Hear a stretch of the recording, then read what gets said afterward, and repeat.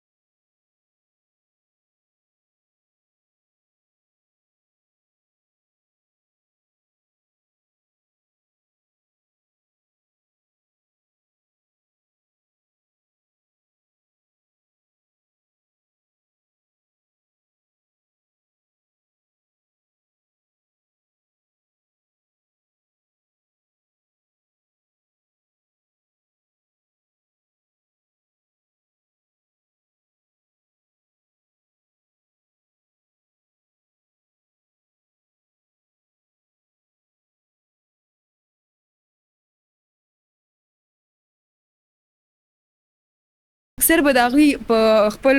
جلسو کې جلوس کې دا خطاب هم کوو چې که وم ژوندی د ازادۍ د اتڼ برخه به یم که چېرې مړ ومه نو زیری مې تر ګوره راوړی او د تور پنجاب تورې ګیدړې دومره مستې شولې راتله د پښتونخوا د سر زمري یې ویوړل. د مولانا خانزیب دا واقعیا څنګه رااله، هغه څنګه شهید کړی شو او بیا د هغه جنازه څنګه وشوه؟